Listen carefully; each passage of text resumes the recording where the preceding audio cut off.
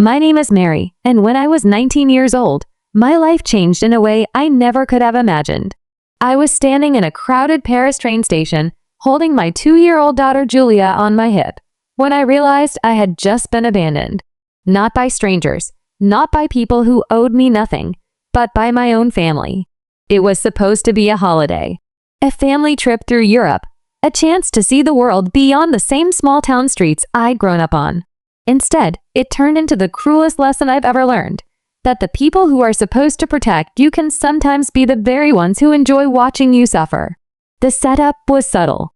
My daughter had one of her inevitable toddler meltdowns outside Notre Dame, and my parents and brothers groaned like I'd ruined their entire day. I told them to go ahead, that I'd calm her down and meet them at the station. They agreed far too quickly, smiling at each other like they'd just shared a private joke. At the time, I didn't think much of it. I was just relieved for a few minutes of peace. But when I arrived at the station right on time, the platform was empty. The train was gone. My heart sank as I called my family on the tiny brick of a phone I carried back then. Instead of concern, I was met with laughter. My brother's chuckle, my mother's dismissive voice. "Oh honey, you wanted to be independent, didn't you? Well, here's your chance." That was the moment it hit me. They had planned this. They had lied about the departure time just to leave me behind. And they weren't worried. They weren't rushing back. They were amused. My brothers yelled in the background, "Enjoy the bus," as if stranding me in a foreign country with no travel documents and a sickly toddler was the punchline to a joke. I stood frozen on the platform, Julia tugging at my sleeve, her little face already showing the pale look she got before she was sick. My family had taken the passports, the safety net, the security. All I had was a few euros, a phone buzzing with mocking calls, and the crushing weight of realization that my family had never truly seen me as one of them. That was the beginning. The moment when humiliation, betrayal, and fear collided, and when the choice to crumble or stand would decide the rest of my life. Paris is often called the city of love, but in 2001, for me, it was the city of exhaustion, sarcasm, and thinly disguised disgust. I was 19, carrying my daughter Julia everywhere I went, and already felt like I'd aged decades. The streets were packed with tourists, cameras clicking, vendors calling out, heat pressing down on us. And while most people around me seemed to be living a dream vacation, I was living through a nightmare disguised as a family trip. Every step I took with Julia was followed by a chorus of complaints, not from her, but from my own parents and brothers. "She's crying again. Can't you keep her quiet? You're slowing us down. Why did you even come?" Those words stuck to me like glue. My brothers walked ahead, pretending not to know me. My parents sighed loudly every time Julia whimpered. I was the one stuck in the middle, weighed down not only by a toddler on my hip, but by the invisible burden of being the family nuisance. The thing was, I should have expected it. I'd grown up knowing I was the scapegoat, the one who somehow made everything worse. But still, a part of me hoped that a family trip would soften them, that maybe seeing Paris together could create some good memories. Instead, it only magnified what was already there. Their irritation, their disgust, their eagerness to make me the problem. And then came the moment that changed everything. Julia had what every toddler has, a meltdown. Full-blown kicking, screaming, red-faced sobbing outside of Notre Dame. I tried rocking her, shushing her, but nothing worked. My parents groaned as if I had planned this performance just to inconvenience them. My brothers complained like their day had been ruined. Finally, I snapped. "You know what? I'll take her. I'll calm her down. You all go ahead. I'll meet you at the station." They agreed far too quickly. My dad nodded. My brother smirked. My mother didn't argue. My older brother even pulled out the train tickets, squinted at them, and announced the time like he was deciphering ancient scripture. 2 o'clock. Don't be late. They handed the tickets back, and I should have noticed the little smiles, the shared glances. But in that moment, I was just grateful to have a break. Julia and I found a bench nearby.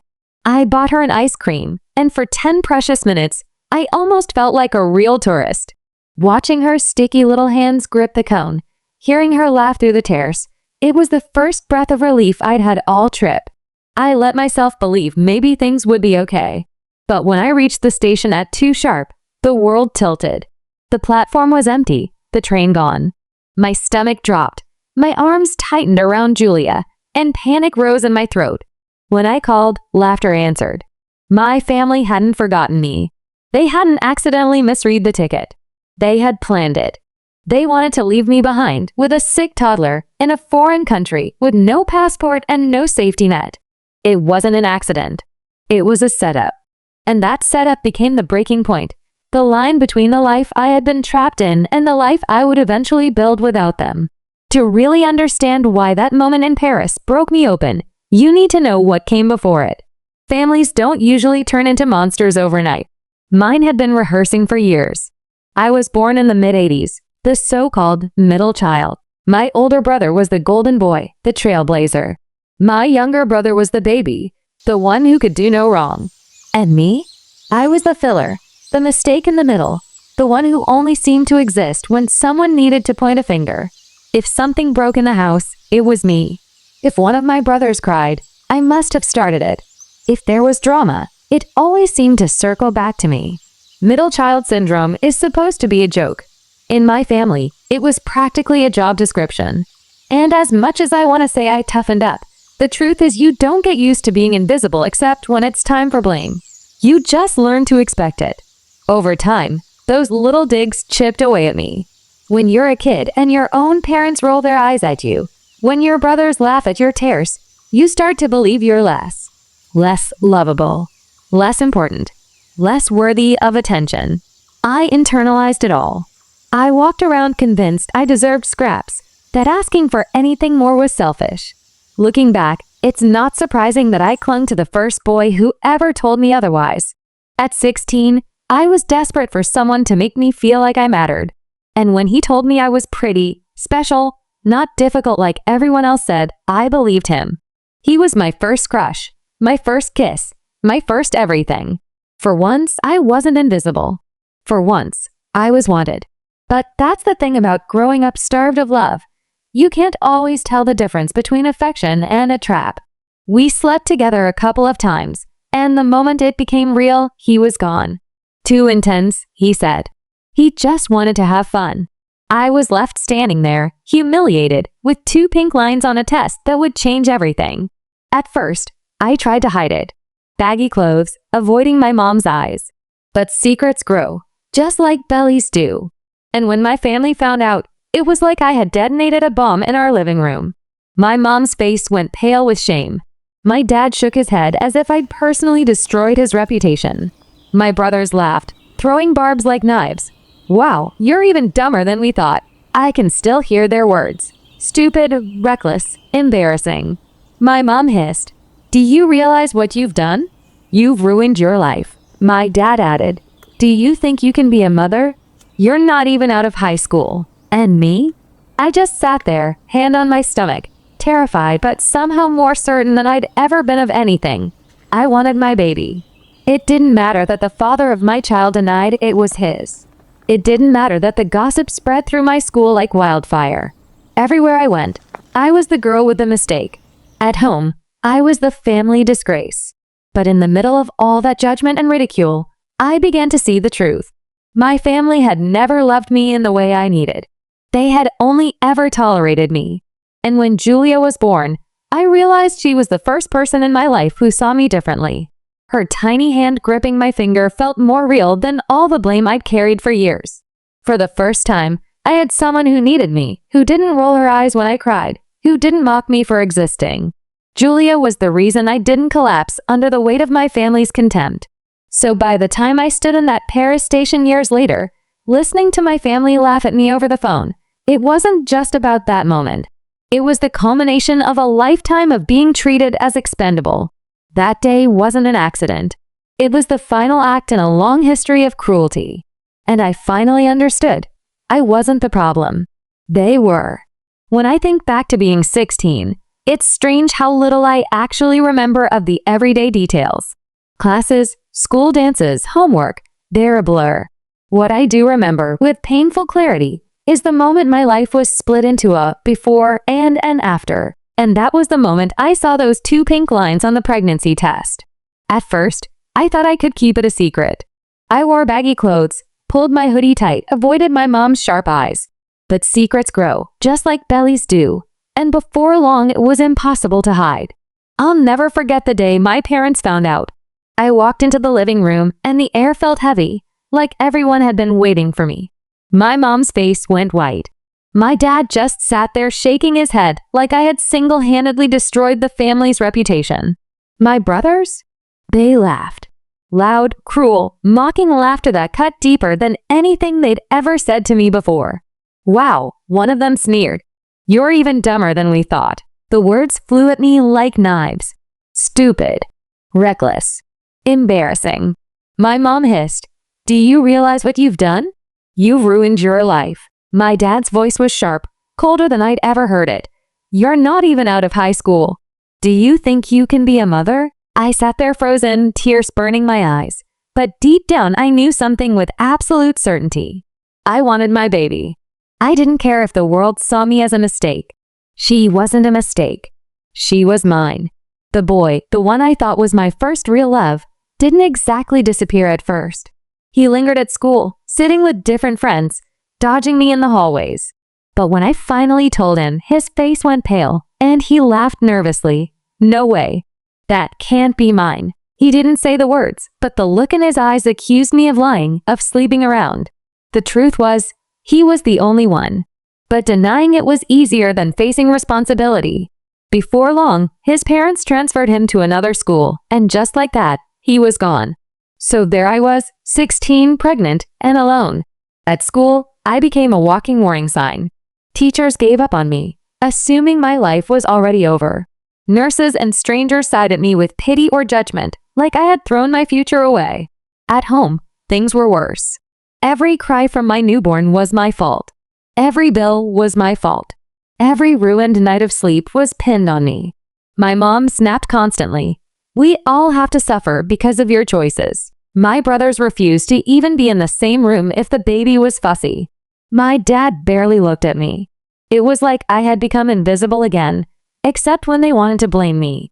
And yet, through all of that, I had Julia. The world treated me like garbage, but she looked at me with eyes that saw none of that. She had this tiny nose, these bright, curious eyes, and when she gripped my finger, it was like she was promising me she'd never let go. Every time she smiled, even for a second, the world tilted back into place. She wasn't my burden. She was my reason. The years between 17 and 19 are a blur of diapers, exhaustion, and insults. I was technically an adult by the time we boarded that plane to Paris, but inside my parents' house, I was still the scapegoat child, the embarrassment they dragged along because it would have looked worse to leave me behind. When I carried Julia through those Paris streets, sweating under the weight of her small body and their constant criticism, I thought maybe, just maybe, a family trip would soften them. Show them I wasn't a disaster. Show them Julia wasn't a burden. But the truth was already carved into my bones. They had never wanted me to succeed. They had only ever wanted someone to blame. Paris wasn't a fresh start. It was just the same cruelty, replayed against prettier scenery. And in that train station, when they laughed as they left me behind, I finally understood. I wasn't just carrying Julia. I was carrying the decision of whether to keep living under their shadow, or break free once and for all. When people talk about betrayal, they usually describe it as a knife in the back.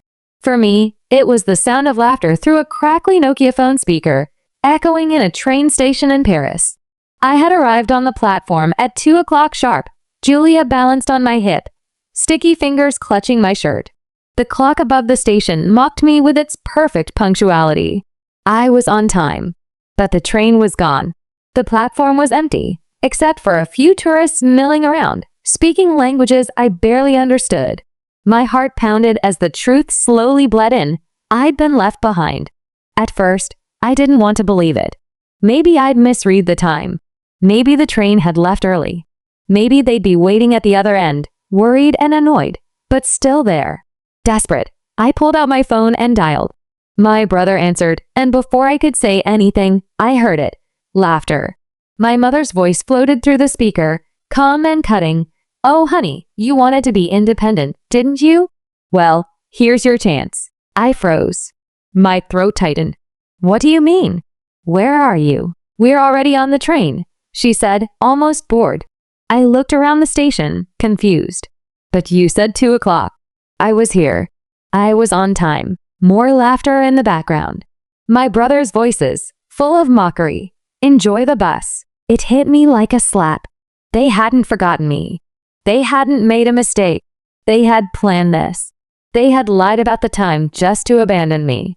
And the cruelest part, they knew. They knew Julia got sick on buses. I told them a dozen times. They knew I got sick on buses too. It was like a family curse. And that was exactly why they did it. They wanted to watch me struggle. They wanted to hear the story later, the one where I arrived at the airport covered in my toddler's vomit, humiliated, defeated. I gripped the phone so tight my hand ached. "You have my passport," I whispered, my voice breaking. "You'll figure it out," my mother replied. "Don't be so dramatic. People take buses every day." Then she hung up. I stood there shaking, Julia tugging at my sleeve. Her big eyes were already glassy, the warning sign that motion sickness was coming. My mind flashed with the image. Hours on a crowded bus, her crying, puking, strangers glaring at me, and then facing my family's smug laughter at the airport. My stomach turned. Then the phone buzzed again. Another call. My brother this time. "Better hurry," he said. "The bus won't wait." His voice dripped with amusement. I didn't answer. I held Julia tighter. My heart pounded so hard it felt like it might burst through my chest. And then, suddenly, the thought came, sharp and clear. I don't have to go. I didn't have to beg them. I didn't have to run after them. I didn't have to squeeze myself back into their cruel little world. For the first time in my life, I realized I had a choice. The bus engine rumbled outside, calling me like a warning bell. My phone buzzed again and again, but I silenced it. I whispered to myself, out loud so I'd believe it. "No, not this time." And right there, in that Paris train station, the betrayal transformed into something else. It became clarity. My family had proven what I had always suspected. They would rather see me suffer than lift a finger to help. They didn't want me, not really. They wanted a scapegoat, a burden, someone to laugh at. And in that moment, I decided I would never play that role again. That day, the betrayal that was supposed to break me became the push I needed to finally stand on my own. When the train left without me, when the phone calls turned into taunts, I thought my choices were simple.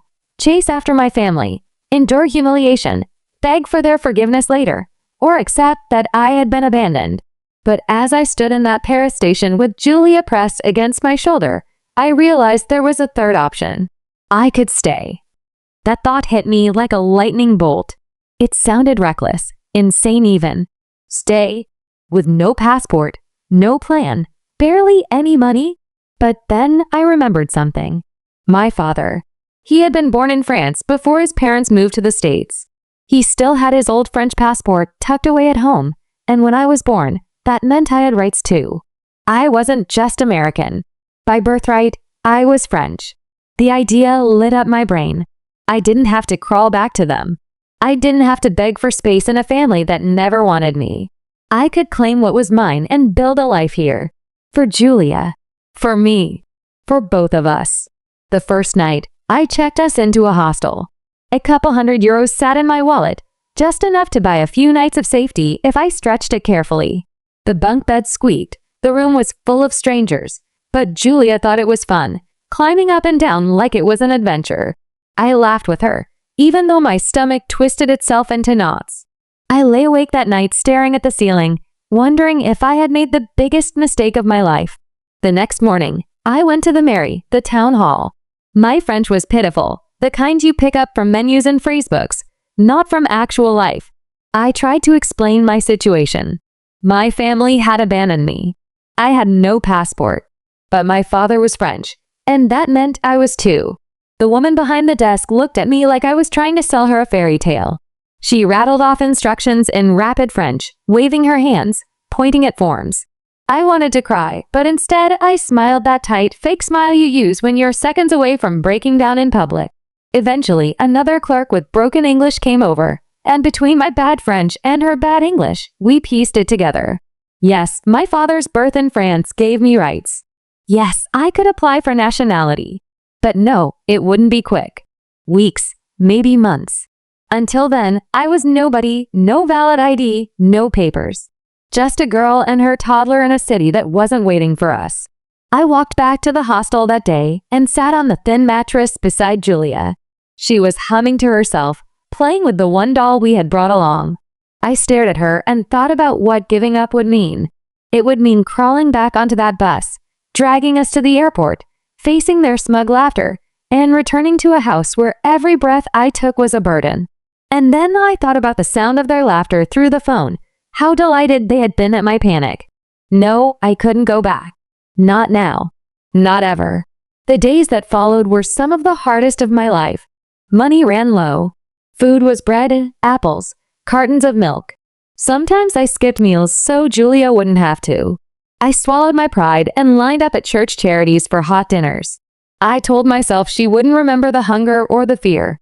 She'd remember me holding her hand. She'd remember my voice telling her it was going to be okay. And in the quiet moments, when she was asleep beside me, I whispered to myself, we're going to make it. We're going to survive. Not because of them, but in spite of them. Choosing independence wasn't easy. It was terrifying. But it was the first real choice I had ever made for myself. And it was the choice that would change everything. Those first weeks in Paris were a blur of fear and exhaustion. I had made the choice to stay, but surviving that choice was another matter. Every morning, I woke up in the squeaky bunk bed at the hostel with Julia curled up beside me, her warm little body pressed against mine, and wondered how long we could keep going like this. Money was tight. I stretched every euro until it screamed. Meals were bread torn into pieces, apples cut in half, cartons of milk poured carefully so they lasted. Sometimes I pretended I wasn't hungry so Julia could eat more. At night, I lay awake listening to the sounds of strangers shuffling in and out of the room, praying we could hang on one more day. But Paris is a city full of corners where hope hides. I found a church charity that served hot dinners twice a week. Swallowing my pride, I lined up with strangers and accepted bowls of stew, smiling as Julia dug in happily. In those moments, I reminded myself that she wouldn't remember the hunger. She'd remember the warmth of my hand, the sound of my voice promising her that everything would be okay.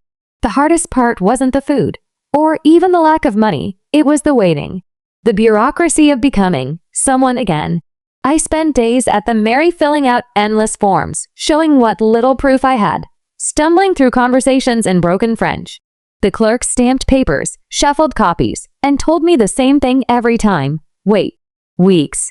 Maybe months. Until then, I was invisible. And yet, slowly, things began to shift. Piece by piece, the paperwork moved forward. I provided proof of my father's French birth certificate, signed documents, sat through appointments. Then one day, finally, they recognized me as a French citizen. It wasn't magic, but it felt like oxygen. Suddenly, I wasn't just a stranded foreigner. I was someone who belonged.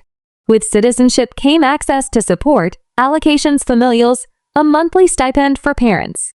It wasn't much, but it was enough to scrape us out of the hostel and into a tiny apartment. The place was barely larger than a showbox. The sink leaked constantly, and the furniture looked like it had been rescued from the curb. But it was ours. For the first time, I closed a door behind us and felt like I had carved out a corner of the world that belonged only to Julia and me. Then came healthcare, childcare, all those safety nets I had only ever heard about.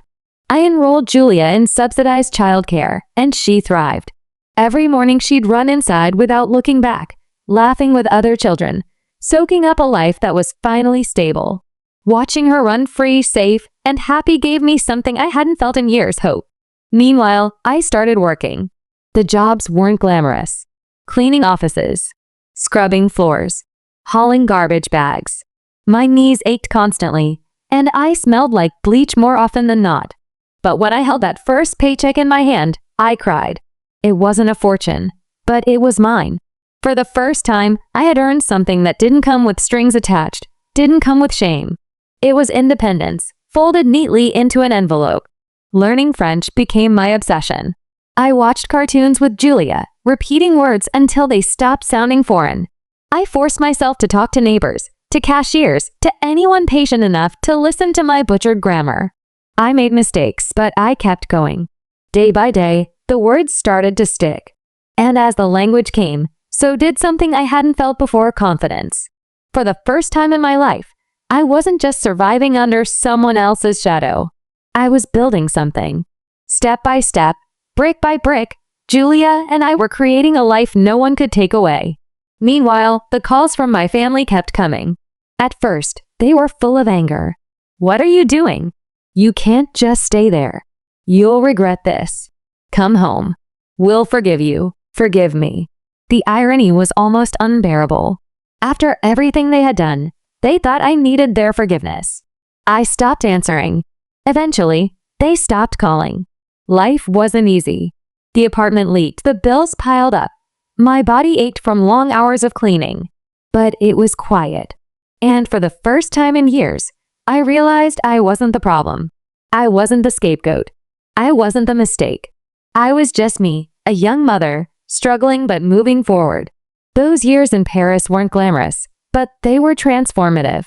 I entered them as a girl defined by her family's contempt, and I emerged as a woman who finally understood her worth.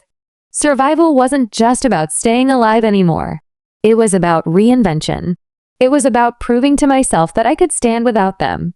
And with Julia by my side, every step forward felt like reclaiming a piece of the life they had tried to strip away from me. As the years rolled forward, something remarkable began to happen. Not to me this time, but to Julia.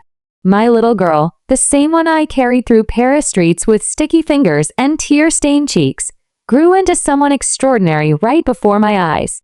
It started small. While other kids begged for dolls or glitter pens, Julia begged for screwdrivers, spare wires, and old gadgets to take apart. I'd come home from work, exhausted, and find her sitting on the floor surrounded by the broken remains of radios or calculators I'd picked up from secondhand shops. Her eyes would shine with curiosity. "Mama, look, I fixed it," she'd say, holding up something that barely resembled its original form but somehow worked again. At first, I thought it was just a harmless hobby, a way to keep her busy. But the hobby grew into an obsession. She didn't just want to know how things worked. She wanted to make them better. Old computers, cast-off phones, pieces of junk from flea markets, Julia turned them into experiments. I'd watch her scribble down notes, test, fail, and then try again with this stubborn determination that reminded me painfully of myself. Then came the day everything changed. Julia was 17 when one of her little projects stopped being a project and became something bigger. She had been tinkering on a simple app, something she built in her room with an old laptop. I didn't understand what it did exactly, only that she explained it helped people organize their schedules more easily. She shrugged it off like it was nothing. But then she put it online. Overnight, thousands of people were using it. A few weeks later, investors reached out. Suddenly, my daughter wasn't just a curious teenager playing with circuits. She was a young entrepreneur with a product people wanted. Offices, employees, meetings with people in suits. I blinked, and she was running an actual company. I couldn't believe it. My Julia, the same child who once shared stale baguettes with me on park benches, was building something far bigger than either of us had dreamed possible. And then came the deal. The kind of deal that doesn't just change your year, it changes your entire life. She sold part of the company, and just like that, my daughter was rich. Not just comfortable. Not just stable. Truly, unbelievably rich. I can still hear her voice the day she told me, "Mama, don't worry about bills anymore. I've got us." I cried harder than I had in years, not because of the money, but because of the pride swelling inside me. I thought back to those nights in the hostel when I whispered to myself that we'd make it somehow. And here she was, proving me right in ways I never could have imagined. Recognition followed. Julia was invited to conferences, interviewed by journalists, celebrated as a rising star in tech. She was still so young, awkward in the spotlight, her smile shy as cameras flashed around her. But every time she stepped onto a stage, I sat in the front row, clapping until my hands ached. She was everything I had fought for, the proof that breaking away from my family's cruelty had been worth it. And then came the night of the ceremony. A grand auditorium, lights flashing, Julia on stage clutching another award with disbelief written on her face.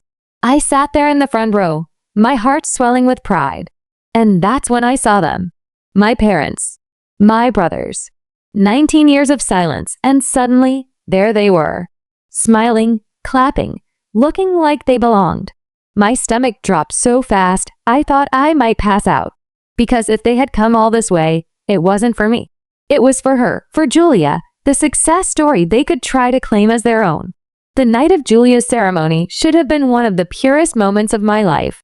The auditorium was buzzing, cameras flashing, applause rising in waves as my daughter stood on stage clutching an award that recognized not only her intelligence, but her grit, her vision, her relentless drive.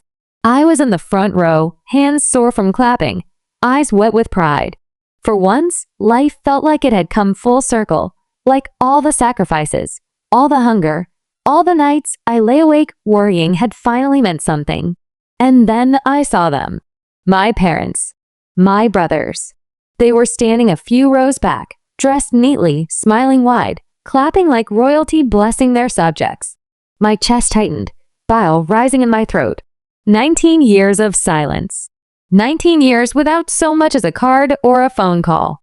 And suddenly here they were, grinning as though they had been part of Julia's journey all along. I knew instantly why they had come. Not for me. Not for reconciliation. They had come for her, for Julia, the shining star, the multimillionaire, the success story they thought they could fold back into their narrative. When the ceremony ended, I hoped, foolishly, that they would stay back, let the night belong to Julia. But of course they didn't. They came forward, arms wide, voices dipped in honey. "We've always loved you," my mother cooed. "We're so proud of you," my father added, his tone rehearsed. "Family is family, no matter what." One of my brothers chimed in, his grin sickening. I almost laughed in their faces. Or screamed. Or both. The audacity. The sheer gall of showing up after nearly 2 decades and pretending like they'd always been there. But they didn't even stop at me. They brushed past me as though I were still the invisible middle child, a nuisance blocking their path. Their eyes were on Julia. "Darling, we're your grandparents," my mother said sweetly. "We've cared about you all along. We want to be part of your life now." I froze. My entire body went rigid. Julia looked up at them with wide, confused eyes. Why wouldn't she?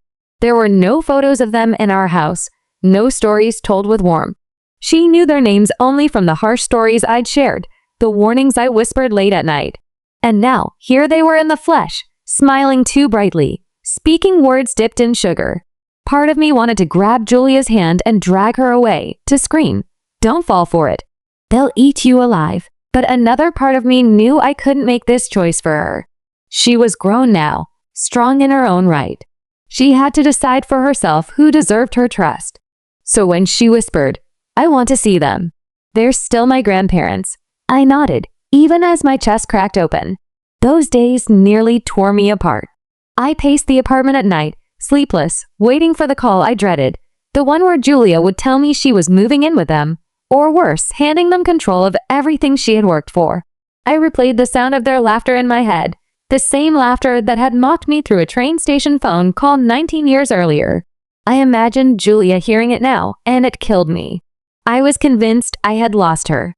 I braced myself for the worst. Each day Julia spent with them felt like a countdown to heartbreak. I pictured her swept up in their polished words and empty smiles, drawn into the same trap that had crushed me for years. At night, I walked the apartment like a caged animal, whispering prayers that she'd see what I had taken decades to realize. And then, just like that, she came home. Unshaken. Almost casual. She dropped her bag on the floor and sat down like she'd just returned from running errands. "I don't want to see them again," she said. I blinked. My breath caught. "Why?" She shrugged, her voice steady, almost detached. "They were fake. I could feel it. They smiled too much, said all the right things, but none of it was real. They didn't care about me. They cared about the money. That's all." Her words sank into me like sunlight after a storm. Relief, sharp and overwhelming, coursed through my chest. I had spent nights pacing, fearing she'd fall for them, that she'd see their approval as something to chase. But Julia, my Julia, had cut through the performance in days. I stared at her, speechless. For me, it had taken 19 years of cruelty to understand what my family truly was. 19 years of being the scapegoat, the invisible one, the laughingstock. But Julia? She saw them for what they were almost instantly. In that moment, I realized something profound. I had carried her through Paris streets, through poverty, through hunger and fear, believing it was my job to protect her from everything. But she didn't need saving. She had grown into a woman who could see through lies on her own. She was strong, smart, and unshakably herself. The family who once abandoned me thought I would crawl back, broken and desperate. Instead, I had built a life they could never touch, a life with a daughter too wise to be fooled by their poison. I hugged Julia tight that night, tears stinging my eyes. Not tears of fear this time, but of pride. She wasn't just my reason for surviving. She was the proof that everything I had endured had been worth it. Sometimes I wonder what my life would look like if I had gotten on that bus in Paris. If I had dragged Julia onto the seat beside me, endured hours of sickness and shame, and returned to the people who laughed at my suffering. Maybe I would have lived the rest of my life shrinking myself down to fit inside their contempt, waiting for scraps of approval that never came. Maybe Julia would have grown up believing that love meant ridicule, that family meant cruelty. But I didn't get on the bus. I said no. And that one word, that one act of defiance, changed everything. It wasn't easy. Those first years were brutal, scraping by on bread and charity meals, stumbling through paperwork, working jobs that left me bone-tired. But every step forward, every word of French I learned, every euro I earned, was proof that I could build something without them. And slowly, painfully, I did. Julia was the center of it all. She was the reason I kept going, the reason I refused to collapse. And in the end, she became the proof that leaving wasn't just survival, it was the beginning of something extraordinary. She grew into a woman who couldn't be fooled by false smiles, who built her own empire with the same stubborn determination that had once kept us alive. So when my family tried to walk back into our lives, all smiles and sweet words, I didn't need to fight them. Julia saw through them herself. That was the greatest gift of all, not just freedom from them, but the knowledge that my daughter would never repeat my mistakes. And now I look at the life we've built. No, it isn't perfect. It never was. But it is ours. Every moment of pain, every betrayal, every sleepless night led to this, a home, a future, and a love that can't be shaken by people who once saw us as disposable. The family who abandoned me thought I would come crawling back. Instead, I built a life they could never touch. A life where Julia and I stood tall together. And we never looked back. So here's my question to you. Did I make the right choice by staying in Paris and cutting my family off completely? Or was it reckless, and I just happened to get lucky? Maybe I was right. Maybe I wasn't. I'll let you decide. Tell me in the comments.